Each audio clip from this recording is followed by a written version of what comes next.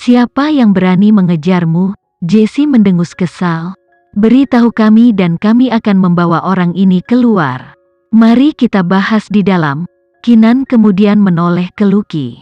Lucky, tolong periksa kondisi Vano, dia baru bangun hari ini.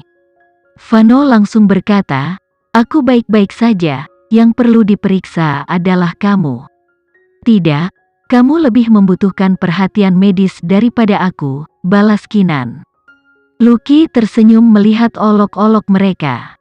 Aku akan memeriksa kalian berdua. Tapi dari caraku melihatnya, selain kelelahan, Keenan terlihat baik-baik saja, jadi aku akan memeriksa Vano dulu. Keenan, Vano tiba-tiba memelototinya dengan dingin. Aku tidak tahu kalian berdua sudah begitu dekat sehingga kamu sudah mencapai basis nama depan. Lucky terkejut dengan permusuhan yang tiba-tiba. Itu sudah bisa diduga karena kita menghabiskan periode waktu ini bekerja bersama satu sama lain. Menghabiskan waktu bekerja bersama satu sama lain? Nada bicara Vano telah turun beberapa derajat. Lucky terdiam. Apa artinya ini? Vano cemburu. Apakah ini benar-benar perlu?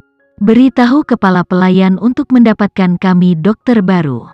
Dokter Lucky, tolong kembali ke tanggung jawab Anda untuk merawat presiden. Rakyat jelata seperti kita tidak berani mengambil dokter Lucky dari tanggung jawab pentingnya. Vano kemudian mendorong Keenan ke mansion tanpa memberinya kesempatan untuk mengatakan apapun. Lucky memanggil mereka dengan ekspresi sedih. Vano, aku praktis menyelamatkan hidupmu.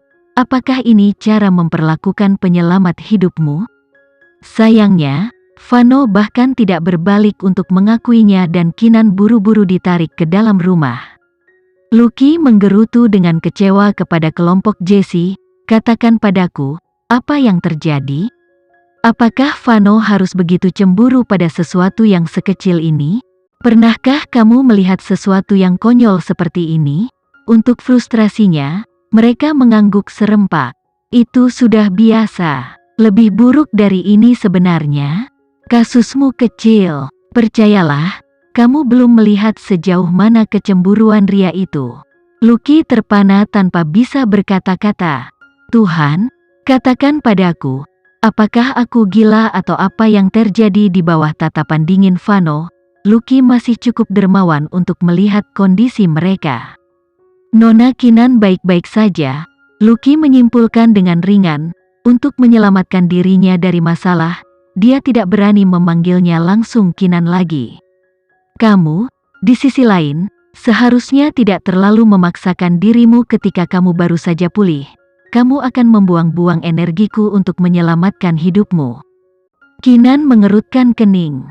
Apakah kondisinya serius? Di sampingnya, Vano berkata tanpa basa-basi, aku baik-baik saja.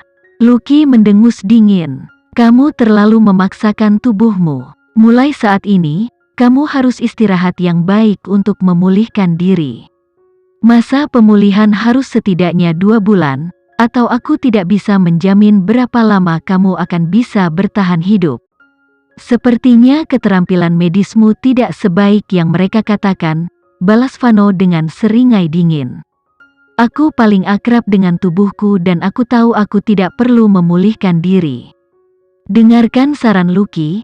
Keenan menyela dan mengumumkan dengan otoritas.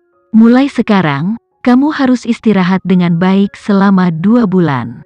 Hidupmu diselamatkan olehku, jika kamu tidak menghargainya, maka tidak akan ada yang perlu dibicarakan di antara kita.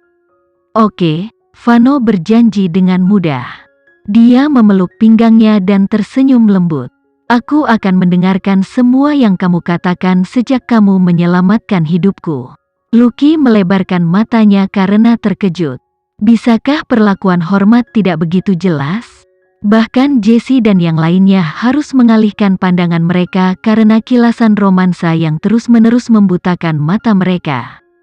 Bahkan Lucky semakin kesal dengan desakannya untuk menjadi mesra di depan sekelompok lajang yang kesepian. Keenan sebenarnya agak kewalahan dengan sikapnya. Tetapi pelatihan spiritualnya selama bertahun-tahun telah membantunya mempertahankan ekspresi wajah yang netral. Katakan sekarang, bagaimana kamu menemukanku? Dia mengubah topik pembicaraan. Vano juga berubah serius dan mencerahkan mereka tentang apa yang telah terjadi. Lucky dan rahang lainnya hampir jatuh ke lantai ketika mereka mendengar dia secara terbuka mengancam presiden. Mereka mempelajarinya dengan cermat, mencoba menentukan apakah dia menggertak. Kinan memarahinya dengan ringan, "Apa yang kamu lakukan itu ilegal." Vano tersenyum. "Bukan salahku bahwa mereka begitu buruk dalam pekerjaan mereka. Aku harus melakukan apa yang aku lakukan." "Tapi itu presiden." Lucky mengerutkan kening. "Vano, sebaiknya kau mencari cara untuk menyelesaikan ini atau mereka mungkin akan menangkapmu." "Itu tidak akan terjadi," Kinan menyimpulkan dengan nada tegas. "Kenapa tidak?" Lucky bertanya. "Karena kali ini kita tidak akan mengejar tanggung jawab Chelsea," Kinan menjelaskan dengan lembut. "Sam adalah orang pertama yang keberatan." "Kenapa tidak? Dia hampir membunuhmu." Lucky segera memahami pikirannya. "Kamu berencana menggunakan ini untuk mengimbangi pelanggaran Vano?" Kinan mengangguk sebelum berbalik untuk melihat jawaban Vano. Matanya gelap saat dia tersenyum jahat.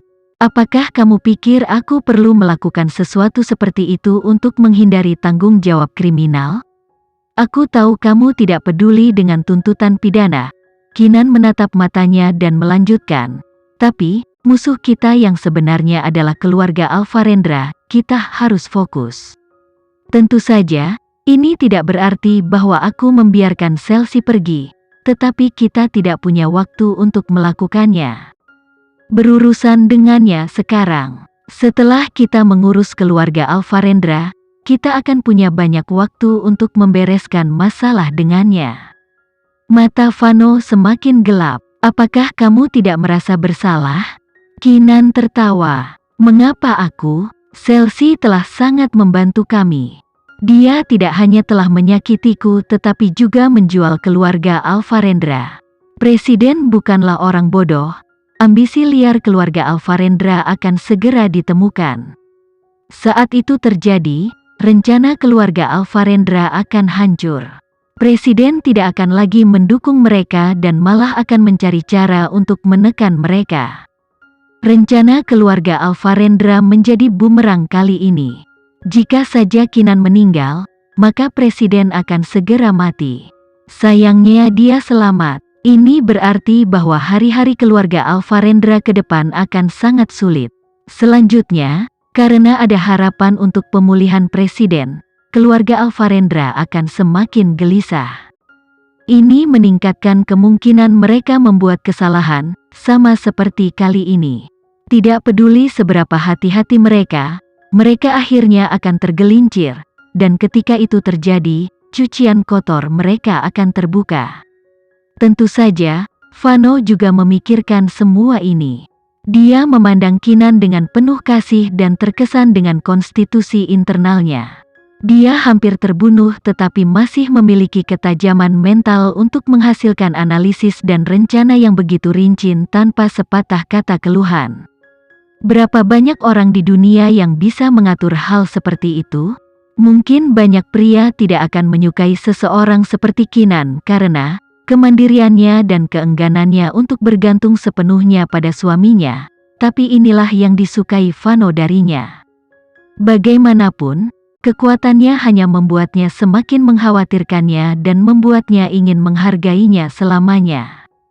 Dia mengambil tangannya dan setuju. "Kali ini, kita akan membiarkan Chelsea, tapi sedikit ini, aku akan ingat selamanya." Kinan tersenyum kecil. Gerakan mengungkap kekerasan seksual demi menghapuskannya. Dia bukan orang suci. Siapapun yang berani menyakitinya harus bersiap untuk pembalasan.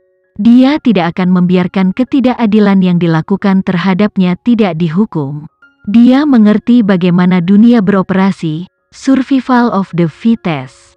Bersikap baik kepada musuh Anda sama saja dengan kejam pada diri sendiri. Oleh karena itu, tindakan Chelsea, mereka akan mengingatnya untuk saat ini tetapi akhirnya gadis itu harus membayar dengan bunga tambahan.